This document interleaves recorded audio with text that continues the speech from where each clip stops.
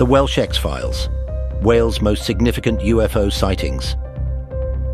The rugged terrain and mystic landscapes of Wales holds an air of mystery that goes far beyond its natural beauty. Over the years, it's been the backdrop to a series of unexplained phenomena and sightings that continue to perplex both devoted ufologists and skeptics alike. From the strange occurrences in the Berwyn Mountains to the compelling observations that rendered Pembrokeshire the so-called Welsh Triangle, Wales has become a fertile ground for tales of the unexplained. This exploration delves into various incidents across the decades, each worthy of a chapter in what could only be described as the Welsh X-Files. From unsettling experiences reported by schoolchildren to aerial phenomenon on isolated farms, Wales has become a focal point for discussions that question the very nature of our place in the universe. 1974, Berwyn Mountains.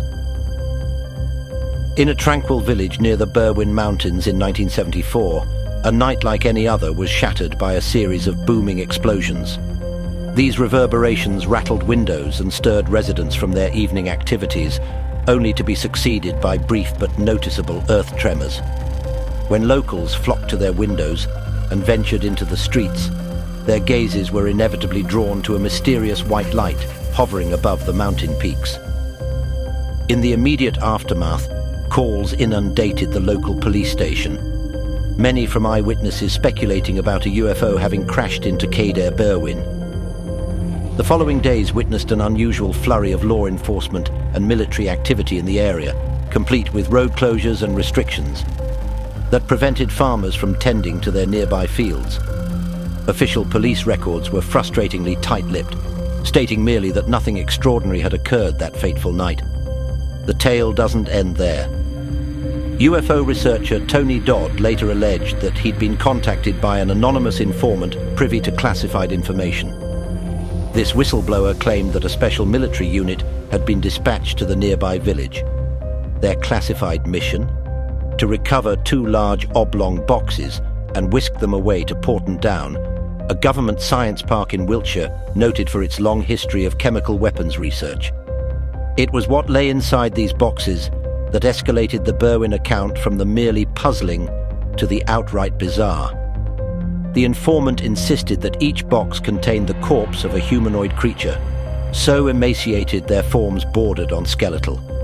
The whistleblower's account also mentioned that other members of his unit had transported similar cargo to Porton Down, but theirs was reportedly still alive. 1977, the Welsh Triangle. The year 1977 was an exceptionally eventful one in the realm of Welsh UFO sightings. The phenomena were so concentrated around Pembrokeshire that the locale earned the nickname of the Welsh Triangle. A sequence of encounters, from school children reporting strange crafts to unsettling experiences at a local farm, thrust Wales into the limelight of UFO lore and added to the rich tapestry that is the Welsh X-Files. The Broadhaven Primary School Incident. Our first stop in 1977's carousel of cosmic curiosities is Broadhaven Primary School. Here, several children claim to have seen a UFO. However, a couple of points raise eyebrows.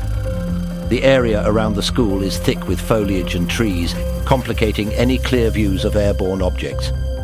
This has led skeptics to postulate that the children's drawings might lean more towards fiction than factual observation.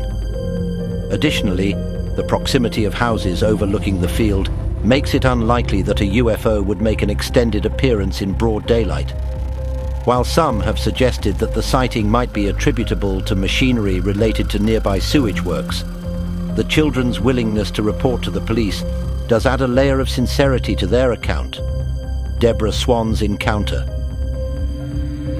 Later in the year, 13-year-old Deborah Swan stared out into the great unknown in the hopes of spotting a UFO. Astonishingly, she reported seeing a silver football-shaped object darting erratically through the sky. Although the likelihood of setting out to find a UFO and succeeding seems slim, her story found acceptance in public discourse at the time.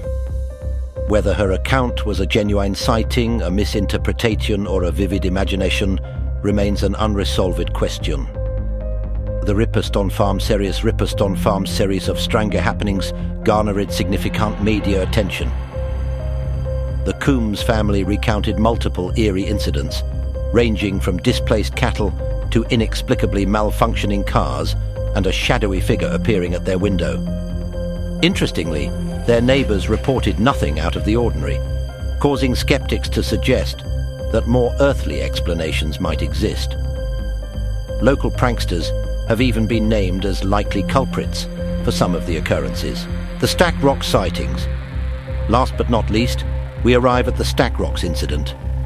Multiple witnesses, including Pauline Coombs and her mother, reported seeing a disc-shaped UFO, while Mrs. Granville of the Haven Fort Hotel claimed to have seen figures moving on the rocks. However, a visit to the site raises questions. The challenging lighting conditions and significant distance from the witnesses to the alleged location make detailed sightings rather dubious. 1988. UFOs in Port Talbot. Port Talbot, primarily known for its steelworks, and as the hometown of actor Michael Sheen, emerges as an unexpected epicenter for UFO sightings. Sheen himself has cheekily acknowledged these anomalies in interview. The spotlight on these extraterrestrial activities has been brightened recently thanks to Rue Lewis's new book, Port Talbot, UFO Investigation Club. After distributing flyers and making numerous visits, Rue became deeply immersed in the local lore and storytelling of Port Talbot. He gathered testimonies from 5 unrelated individuals, all describing encounters with a low-flying triangular aircraft speeding towards the coast. Rue's book also introduces us to Natalie, who in 1996 witnessed a UFO hovering above her and her best friend before it darted away. Rue's investigations add more facets to Port Talbot's already complicated identity, far beyond its industrial reputation. 1990s fire in the valleys. A Welsh triangle of a different kind was spotted by one man in the early 90s. Driving on a secluded mountain road in the valleys, Matthew Williams noticed a triangular-shaped object on a distant hillside. Surrounded by an orangey-yellow glow, quite distinct from a fire and more akin to a heat haze, its appearance was brief, disappearing from sight as Matthew's car passed a thicket of trees. Matthew, who years later would become a popular urban explorer on YouTube, said that it had taken him a week to fully grasp the significance of what he'd seen. It was a delayed reaction that left him questioning why it took so long for the significance to sink in. At the time, a friend who had been in the car with Matthew reported having noticed something, albeit vaguely, but had been too distracted by the full moon to pay it much heed. The two never really discussed the event thereafter, but for Matthew, it set him on a path of deeper exploration into UFOs and the unknown. He started to conduct more serious research into the subject, ultimately becoming a well-known speaker in ufology conventions nationwide.